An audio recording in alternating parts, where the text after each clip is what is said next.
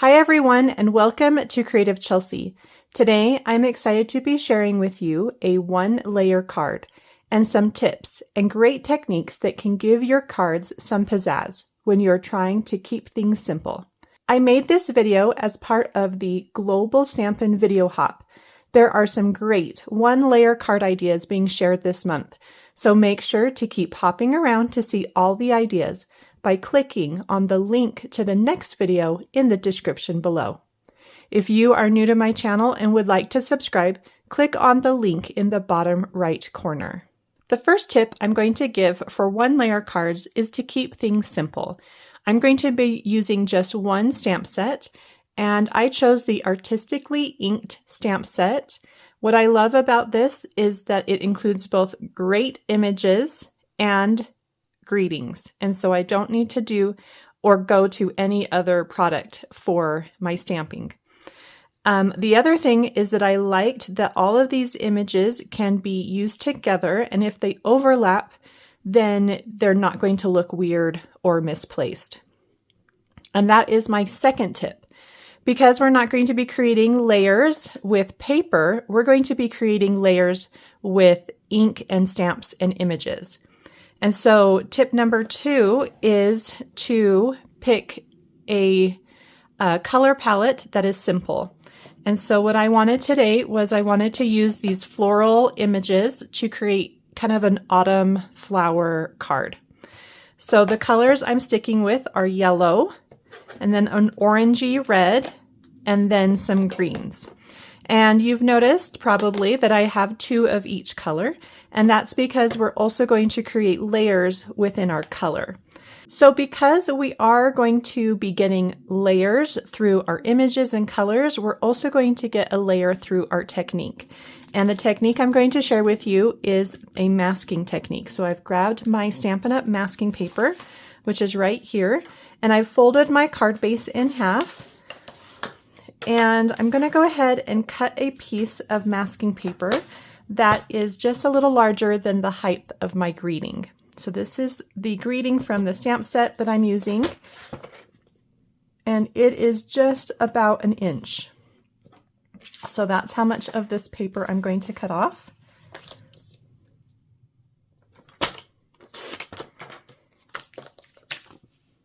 So we're going to start by adding this to our card base, and you can add it anywhere at any height. I'm going to go maybe about 1/3 or so into my card front, and I have to find the back here. So this is really thin paper that you can stamp on, and the back has some adhesive, so you do need to find the backing and pull it off. And then line this up on your grid paper and go ahead and place it across your card. And you can do this with a vertical or horizontal card base. I have it about 2 inches from the bottom. That's where the bottom edge of my masking paper is 2 inches. So once we have that masking paper in place, we're going to go ahead and start stamping. And you want to begin with your lightest color. And I'm going to do soft seafoam green. And this is going to be kind of a background element to our card. And you can stamp anywhere you want. Because we are starting with our lightest color, it really will not affect our other images too much. And you can stamp over your masking paper. I'm just going to do it 2 times. I did it kind of above on the left and below on the right. So the next thing I'm going to do is stamp the larger flower so that there's enough room on my card for it. And I want it to be in this Calypso Coral, and I'm going to layer some color with Pumpkin Pie in the same stamp. So I'm going to go ahead and open up both of those and begin inking with your Calypso Coral, and then I'm going to take a sponge dauber and pick up some Pumpkin Pie and just blend that into my flower a little bit. And if you want, you can go a little bit along the outside or the inside, however you want.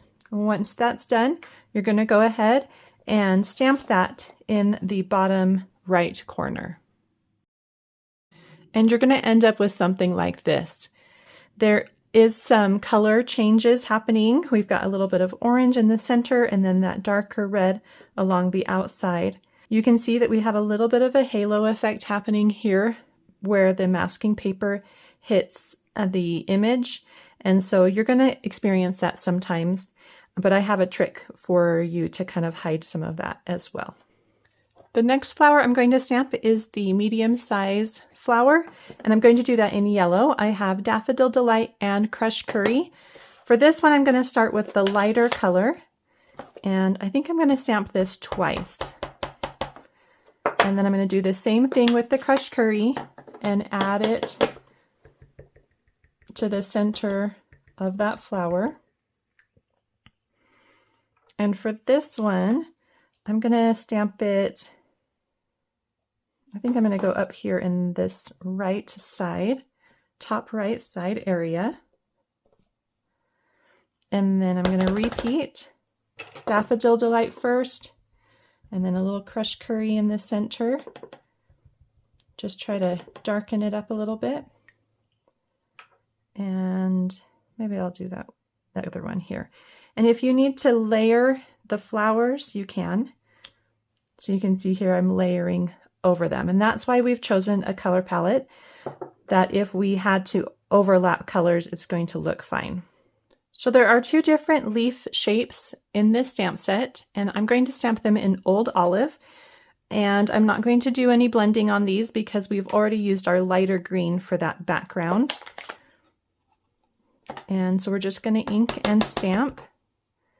I'm going to place one here, maybe another double leaf here, and then do some with that single leaf as well if you're using the same stamp set as me. We can even add maybe one there. I'll do another one. Perfect.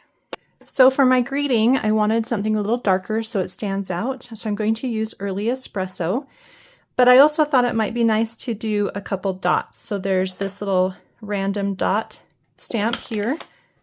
And you could also use these little flowers here, which might be fun. Maybe I'll add those too.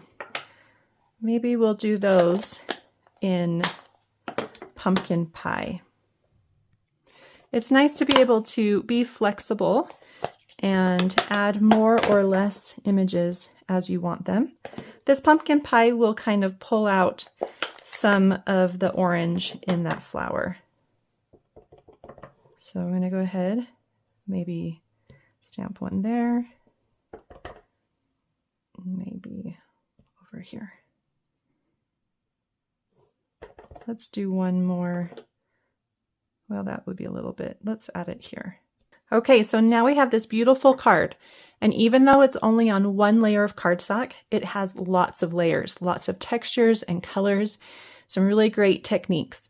However, I want to add some bling, and I wanted it to still have that kind of flat feeling in case you need some ideas for when you're shipping and you can't have it be very thick. And one of the great embellishments that Stampin' Up! Has is this Gilded Leafing. So I'm going to give you some fun ideas on how to use this. So I like to use it with my liquid glue, and the reason for this is when it dries, it's still tacky. And I'm also going to use a sponge brush for this technique. So first I'm going to take my liquid glue, and what I want is to create some gold accents inside of these flowers. So I'm just going to go ahead and kind of swoop some liquid glue around the flowers. And if it goes onto the masking paper, that's okay. I also have a couple little errors when it comes to my stamping. I've overstamped in a couple places. So to hide that, I'm going to add just a couple dots of liquid glue there. I didn't have any over here. There's a little one here, so I'm going to add one there. I love using my embellishments to hide my mistakes. And then I'm probably just going to go ahead and add a couple more little dots just to make it feel like it was on purpose. So because I've got these little things, I want them to be a little wider. And so I'm going to take my brush and just kind of swoop that glue in the same direction that I used it, but it's going to kind of give me this more of a brush look instead of just adding a little bit of glue, like in a dot or something. So I'm kind of brushing the glue around my image just a little bit. And just keep in mind that anywhere you place it, it's going to be tacky, and that gilded leafing is going to stick. But I wanted to show you one little tip to kind of cover up any areas where you didn't have enough ink applied. And I'm going to kind of do the same thing. We're going to create kind of a gold border around our paper. So I'm just going to take my glue, and on the masking paper, I'm just going to add it in a line next to the border. And then I'm going to take my brush and kind of brush it onto the card. And this is going to create a border of glue that I can apply the gold leafing to, and it's going to give me a nice look, or at least I hope so. So I think I'm pretty close to these dots being dry. I did heat it a little bit with my heat tool, so I'm going to go ahead and remove my masking paper, and you're going to just be careful with this. It is very thin and sticky, so you don't want to rip your cardstock. I did notice that while I was heating it, it wanted to come off. So I might just heat it on a low setting to try and get the adhesive to remove itself quickly. So that works really nicely. So that's a really good tip. Okay, so let's go ahead and apply this gilded leafing. Now the first thing you need to know when you're doing this is that it is very messy. So sometimes I will take some out and put it into like a Tupperware container or something. But it comes in these beautiful sheets, and then you can just kind of tap it on to where you know you've added your adhesive. And then I'll show you how I remove it. And it's going to be a surprise. I'm not really sure how it's all going to look when we're done. So what I like to do is take a sponge or a brush or something and kind of brush off the excess. And I just do this in like a circular motion, and it's also going to add any excess to the other areas that I didn't apply the gold leafing to. Oh, that's looking so pretty. So this is what it looked like, and then as I brush it off, this is what it looks like now. And you can see how it picks up the details from the brush strokes, and this little gold border is going to look really nice. I'm going to go ahead and add a little bit of the gold leafing there and up here to the tops as well.